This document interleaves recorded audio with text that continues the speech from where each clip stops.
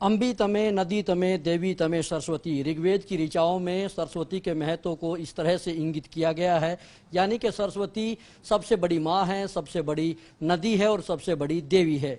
लेकिन वर्तमान में नदी की दुर्दशा बहुत ज़्यादा हो चुकी है, लेकिन हरियाणा सरकार सरस्वती नदी को पुनर्जीवित करने के लिए लगातार प्रयास कर रही है और अभी 388 करोड़ रुपए का एक बजट भी उसके लिए मंजूर किया गया है। आखिर इस बजट से किस तरह से सरस्वती का जीर्णोद्धार होगा, इस मसले पर बातचीत करने के लिए हमारे साथ मौजूद हैं हरियाणा सरस्वती हेरिटेज विकास बोर्ड के उपाध्यक्ष धूमन सिंह किरमिच। धूमन सिंह जी, एक बड़ी चुनौती है सरस्वती नदी का जो महत्व ऋग्वेद में है, लेकिन वर्तमान में दुर्दशा बहुत ज़्यादा है, गंदे नाले में तब्दील हो चुकी है सरस्वती। किस तरह से उसका जीर्णोद्धार होगा? देखिए, सबसे पहले तो मैं आप सबका आभार प्रकट करता हूँ। ऐसी बात नहीं है कि इतनी ज्यादा दुर्दशा है, लेकिन अगर सही मायने में अगर ऋग्वैदिक काल से अगर देखें, इस क्षेत्र को हरा भरा करने में अगर किसी का है स्थिति को पूरा, मैं अगर महाभारत कालीन बात से भी जोड़ूं या उससे पहले काल से भी अगर मैं जोड़ूं, तो सरस्वती का बहुत बड़ा इस क्षेत्र में प्रभाव रहा है। आप ये मान के चलें कि एक समय ऐसा था कि बड़े बड़े ऋषि मुनि अगर तपस्या करते थे तो सरस्वती के किनारे पर आकर कुरुक्षेत्र आदि बद्री और ये सारा जितना क्षेत्र लगता है सरस्वती के दोनों तरफ, यहाँ पर आकर तपस्या करते थे।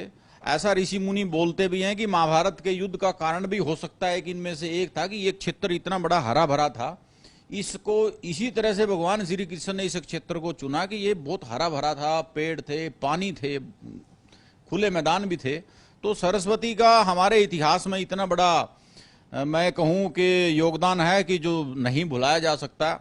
आज की मौजूदा स्थिति में इसमें कोई दोराई नहीं, थोड़ी कई जगह पर, क्योंकि हमारे जितने भी पानी के जितने आउटलेट थे, लोगों ने चाहे वो इंटेंशन से किए या कुछ समय रहते कुछ बंद हो गए, तो जिनकी वजह से गंदा पानी भी कई जगह पे गिर जाता है। उस जिसको लेकर अभी माननीय मुख्यमंत्री जी के साथ हमारी बैठक थी, तो उन्होंने कहा कि पहले भी 3-4 जैसे कुरुक्षेत्र में, बिलासपुर में एसटीपी लग चुका है, कुरुक्षेत्र में 2 एसटीपी लग चुके हैं, एक साबाद में एसटीपी लग चुका है।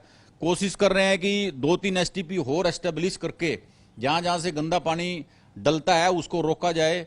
वैसे तो हमने वहां पर एक कंक्रीट ड्रेन बनाई भी है। तो एक बहुत बड़ी एक योजना माननीय मुख्यमंत्री जी और सरस्वती हेरिटेज बोर्ड मिलकर चला रहे हैं।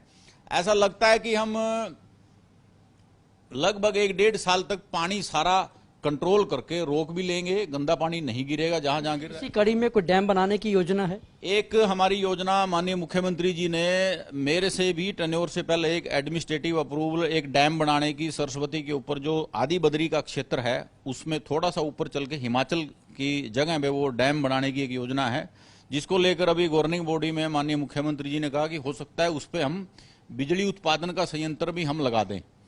तो उसके बाद एक बैराज बनाने की उद्देश्य है और बैराज के बाद एक रिजर्वायर बहुत बड़ा बनाने का एक टारगेट है, ताकि बरसात का पानी, हम सोम नदी के ऊपर ये सारा हम कर रहे हैं, और बरसात का पानी जो है वो हम उस रिजर्वायर में हम रिजर्व कर लें और बरसात के बाद उस पानी को हम सरस्वती में डाइवर्ट करके इस क्षेत्र के डार्क जोन को दूर करें। क्योंकि रादौर कॉन्स्टिट्यूंसी होगी, लाडवा होगी, पेहवा होगी, कुरुक्षेत्र का जितना भी इलाका है ये ऑलमोस्ट डार्क जोन में है।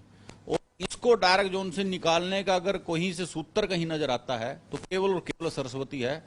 सरकार इस प्रोजेक्ट पर इस नियत से भी काम कर रही है कि सरस्वती बहे।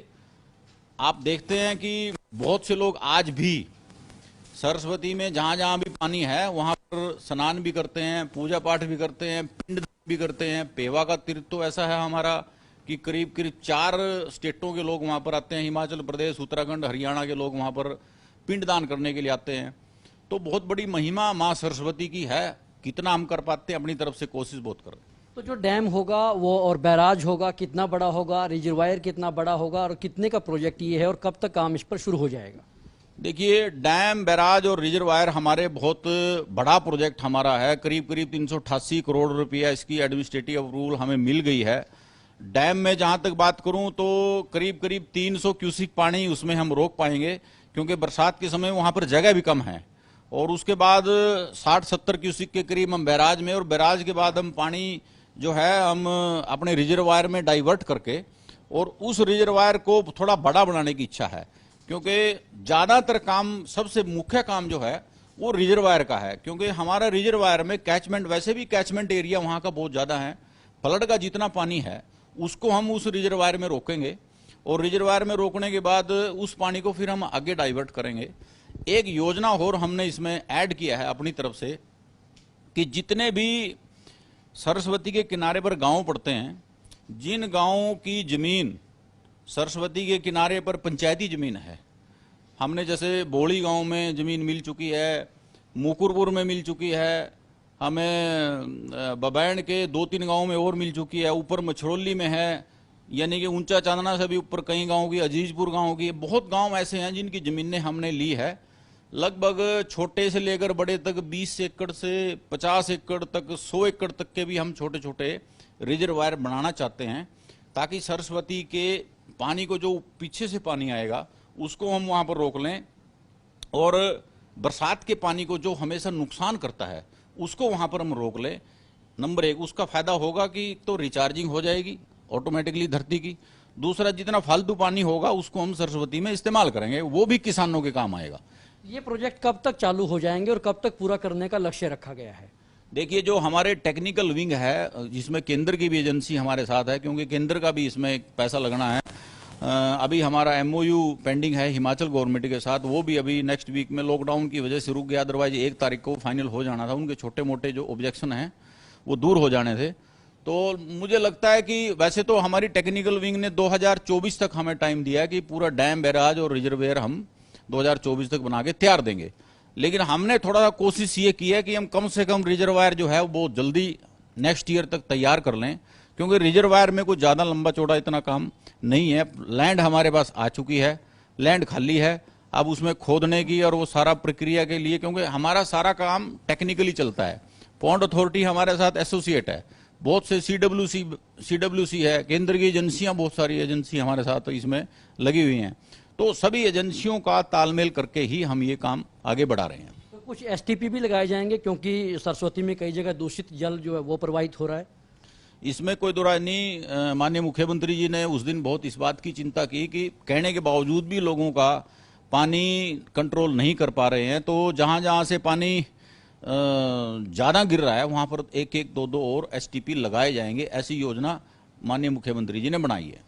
जो आप लोग डैम, रिजर्वायर और बैराज बनाने जा रहे हैं, इसका मुख्य मकसद ये है कि सरस्वती में आप 12 महीने जल प्रवाहित रखना चाहते हैं?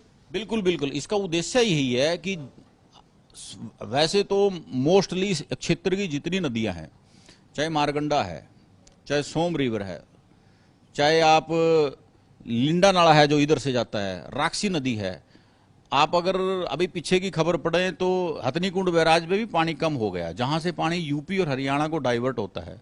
दादूपुर नलवी की स्थिति कोई अच्छी नहीं है। तो इन नदियों में अमूमन सीजन में ही पानी आता है, बरसाती सीजन में।